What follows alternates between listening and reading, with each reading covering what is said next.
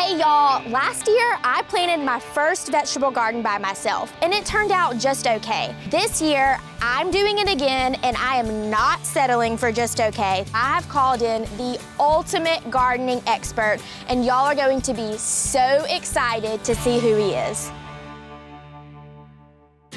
Hey Grumpy! How's it going? Good, I'm excited that you're here.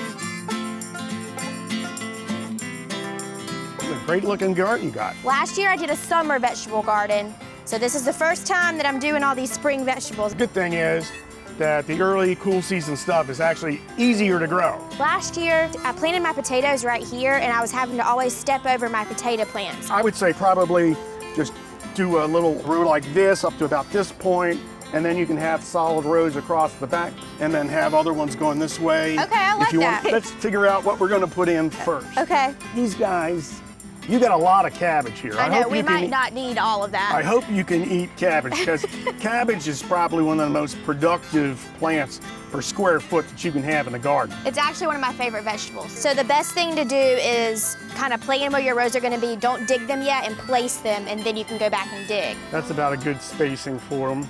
Let's get them in the ground. Okay, let's do it. All right, where is the digging stuff? The digging stuff is all the way over there, Grumpy. We gotta go get it. Let's not do this again, okay? Okay. Next time, digging time. stuff and plants. Is this soil good for this kind of garden? You've got some of the best soil you could have for a vegetable garden. It's nice and loose and has a lot of organic matter in it, and that means you're gonna get lots of earthworms in there. So my dad always taught me that you maybe need to loosen up the root ball some. Yes, if you get a root ball like this, just kind of pull them loose a little bit.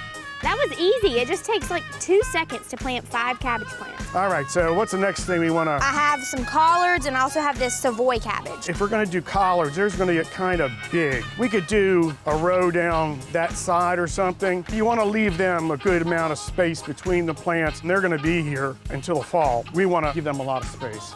I love collards. In the winter, I eat them about once a week. You have done really well with the soil here. This soil is like digging in cake mix. I just picked up a lot of bags of mixed potting soil or vegetable garden soil from Lowe's, actually. Okay, so now we got a row of collards in. Why don't we do a row of Brussels sprouts right here? Okay, perfect. Brussels sprouts get tall. It's nice to have them against the fence, so you might have to support them a little bit.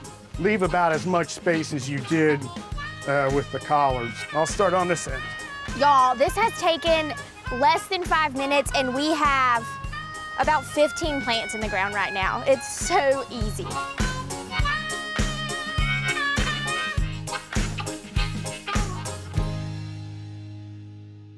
I built this garden originally just with the wall on the side, and then I have a dog, and so I wanted to keep her out, so we built the fence. But I think the fence keeps out a lot more than my dog. Oh yeah, if you have a vegetable garden and you don't have a fence with like chicken wire or something around it, you're gonna come out in the morning, there's gonna be nothing there. You love fresh vegetables, and all the critters love them just as much as you. And you can get all of it at your local garden center. Let's put one more row of this Savoy cabbage right in front of the first row. Let's leave a good amount of room, because again, these are gonna get pretty big. If we get them just right, their leaves are gonna cover the surface of the soil, which is good, because that will help keep down weeds.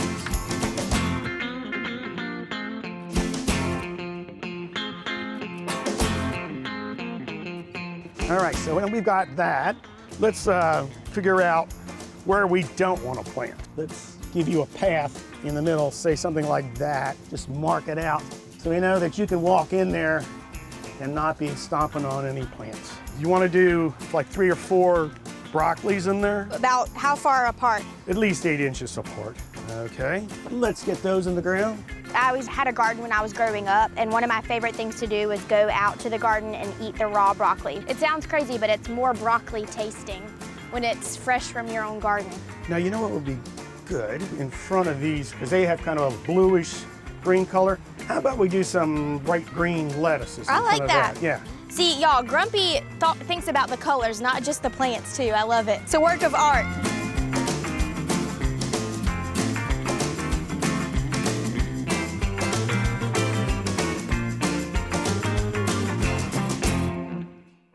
garden is filling up, isn't it? It is. It goes quickly. And I think in a few weeks, you're going to be really surprised in what this looks like, because these plants are going to take off.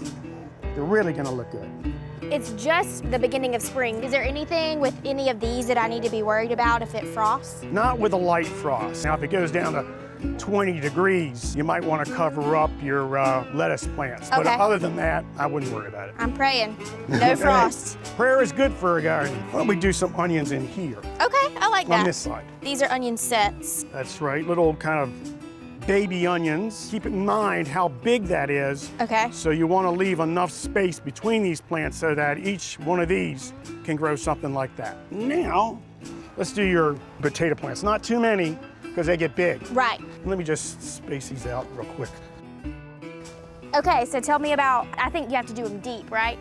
I would probably put them about 6 inches in down there. I gave you the trowel that actually has depth markings in Yeah, it. this one goes all the way up to 4 inches. I wouldn't have thought about, you know, doing rows the way that you kind of planned it. Because last year, I just planted them very boring, straight rows all the way across. But this makes it just turns out it's gonna look a lot better, I think. Yeah, I mean, I just think, you know, sometimes I'll even plant diagonally, because when you do straight up and down rows all the time, sometimes it just looks like a farm to me. Right. Not a garden.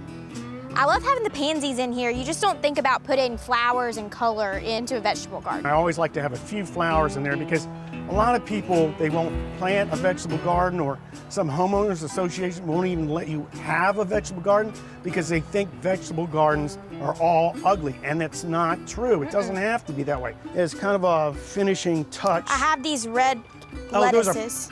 Yeah, those lettuces are perfect. Okay.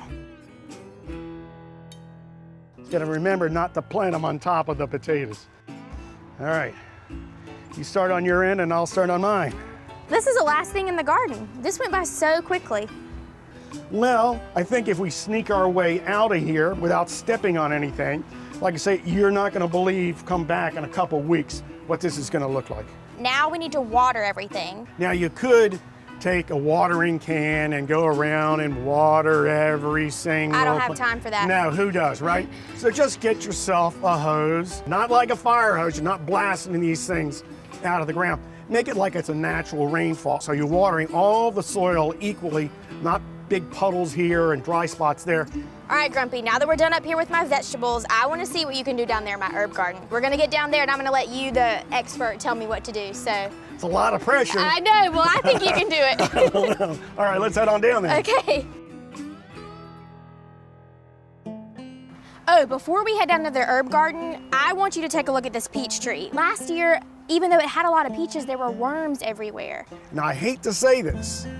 This is one tree that you have to spray on a regular basis. Okay. Now, that's not necessarily me nuking them with some horrible chemical. Never spray a peach tree while it's in bloom, Okay. because that's when the bees are on it. During the season, when you see the little peaches starting to form and you see the leaves out, you're probably going to need to spray these trees every couple of weeks.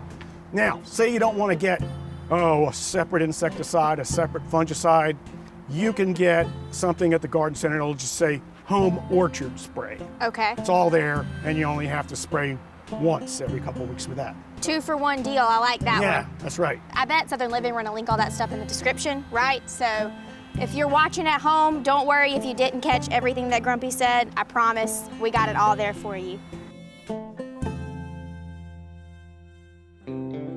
Grumpy, one of the first projects that my dad and I worked on when I moved into this house was this deck, and we put the herb garden here to kind of hide the bottom of it. And it's turned out to be a great herb garden. 2 must-haves for an herb garden.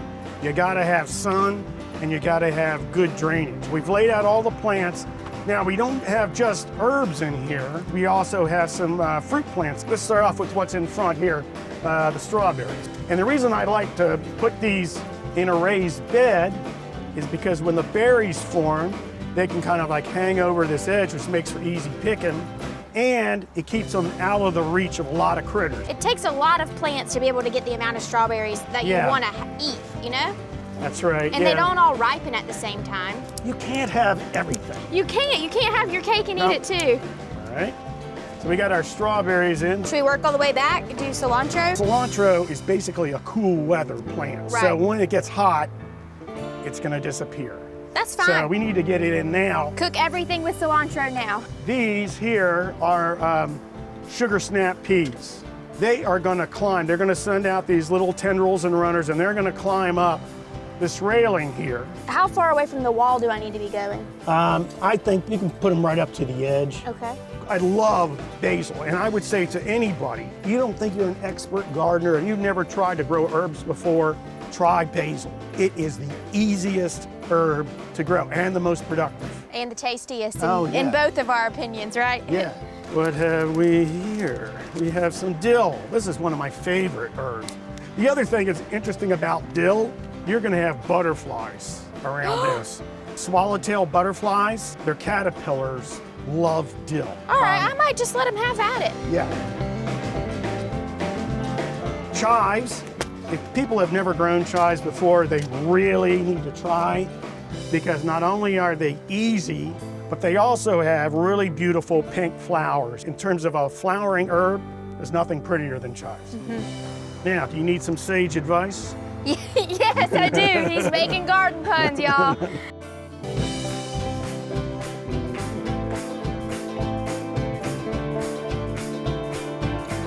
Are we done? I think so. I don't know anything else that we have to plant. Ah, Woo! good. All right, cheers, Grumpy. I'm a wine girl, but I know how much you love beer, so for you today, I'm taking one for the team. I so deserve this.